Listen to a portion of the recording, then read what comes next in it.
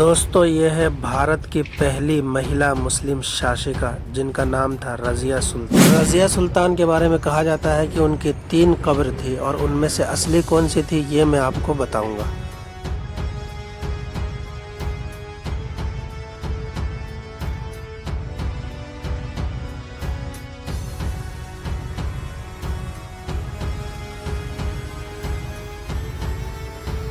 कैसे हो दोस्तों, एक और ब्लॉग में आपका स्वागत है।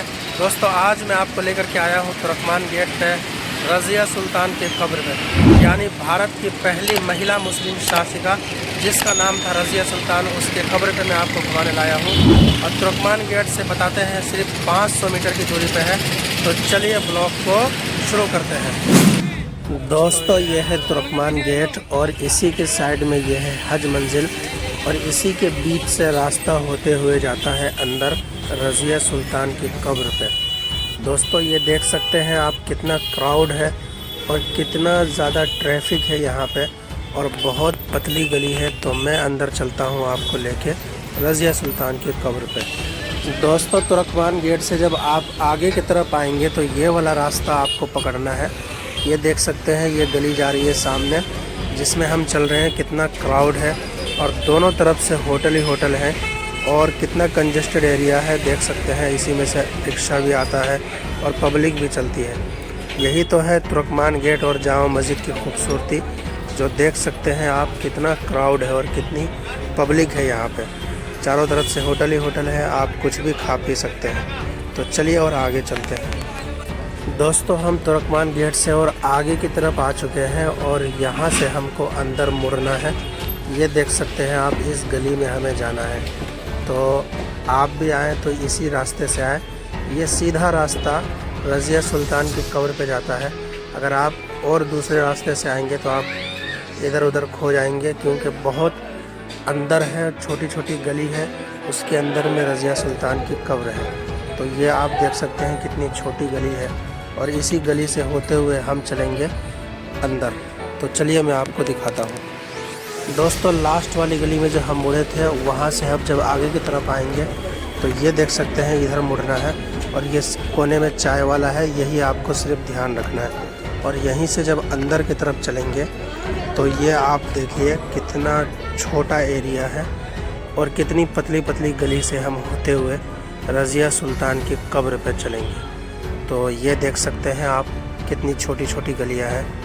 और यहाँ से जब और आगे की तरफ आएंगे तो आपको इस साइड में राइट साइड में मुड़ना है, ये देख सकते हैं इधर। और यहाँ से फिर हम और अंदर की तरफ चलेंगे। देखिए कितनी पतली गली है। ये तो बिल्कुल दिन में भी कितना अंधेरा हो रहा है यहाँ पे। तो ये देख सकते हैं कितना कंजेस्टेड एरिया है और इसी के अंदर से होते हुए हम चलेंगे रज़िया सुल्तान की कब्र पे।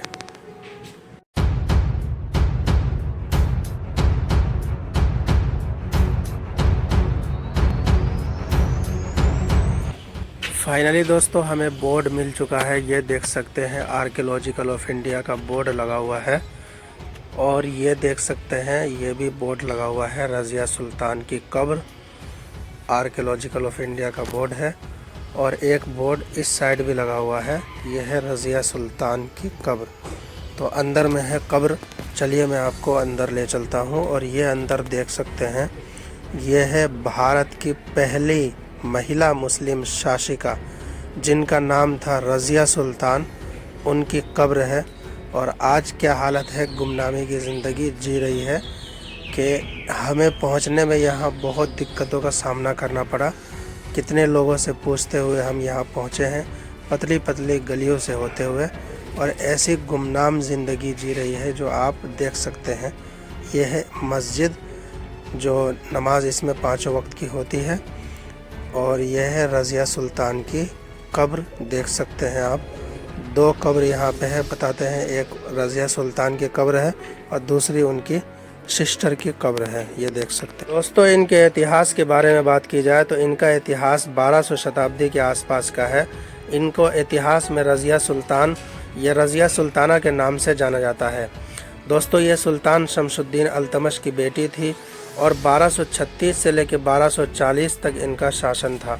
दोस्तों इनकी ख़ास बात यह थी कि इनको पर्दा प्रथा छोड़कर ये दरबार में आया करती थी और इनको ख़ास तरह की ट्रेनिंग दी गई थी हथियार चलाने की, कि मुसीबत के वक्त इनका काम लिया जा सके। और हुआ भी यही कि अपने भाइयों और तुर्क अमीरों के विरुद्ध इनका संघर्ष करना पड़ा और केवल 3 साल का इनका शासन था। दोस्तों, इनकी मृत्यु की बात की जाए तो हरियाणा के कैथल में इनकी मृत्यु 14 अक्टूबर 1240 में हुई थी, जहां इनकी एक कब्र और है। दोस्तों, ये इस्लाम धर्म से आती थी। इनका घराना गुलाम वंश था और ये शमसुद्दीन अल्तमश की बेटी थी। दोस्तों, शासन की अगर बात की जाए तो कामयाब शासन इनका रहा। 3 साल का शासन था और सुल्तान शमसुद्दीन अल्तमश पहले वो बादशाह थे जिन्होंने अपना उत्तराधिकारी किसी महिला को चुना था। दोस्तों, बताते हैं कि सुल्तान शमसुद्दीन अल्तमश ने पहले अपने बड़े बेटे को अपना उत्तराधिकारी बनाया था, लेकिन उसकी जल्द ही मृत्यु होने के कारण फिर उसने अपने छोटे बेटे को अपना उत्तराधिकारी बनाया, जिसका नाम रुकनुद्दीन था। रुकनुद्दीन का शासन सिर्फ 6 महीने रहा, क्योंकि वो लापरवाह था। बिलासी और लापरवाही की वजह से जनता उसके खिलाफ हो गई और रुकनुद्दीन की मां और रुकनुद्दीन का कत्ल 1236 में कर दिया गया। उसके बाद रज़िया सुल्तान अकेली पड़ गई और उसने 1236 में पर्दा प्रथा को साइड में छोड़कर अपना सिंहासन संभाल लिया। दोस्तों, रज़िया सुल्तान के बारे में कहा जाता है कि उनके सलाहकार याकूत से उनका अफेयर था, लेकिन ये अलग मैटर है। दोस्तों, 1240 में हरियाणा के कैथल में उनकी मृत्यु हुई और इसी पर विवाद है कि उनकी कब्र कहाँ है। हरियाणा के कैथल में या राजस्थान में एक कब्र बताई जाती है और एक कब्र यहाँ दिल्ली में बताई जाती है, तो इसी में विवाद है। मैं कहना यह चाहता हूँ कि दोस्तों, तीनों कब्र असली है। चाहे एक दिन के लिए उनको राजस्थान में दफन किया गया हो, वो भी कब्र असली है। पहले के ज़माने में ऐसा हुआ करता था। हुमायूं को भी तीसरी बार या चौथी बार दिल्ली में दफन किया गया, उससे पहले उनको 3 बार कहीं और दफन किया गया था। तो ये बहुत पहले से चला आ रहा है। तो दोस्तों, ये व्लॉग आपको पसंद आया होगा।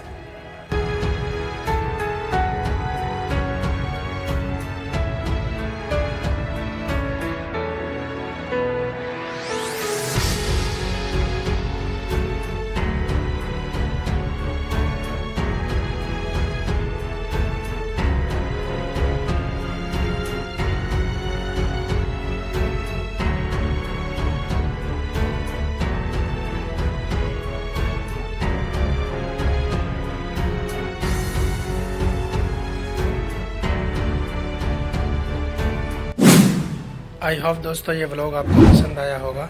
पसंद आया हो तो लाइक करें, चैनल पर पहली बार आए हैं तो सब्सक्राइब भी कर लें और अपने दोस्तों के साथ शेयर करें।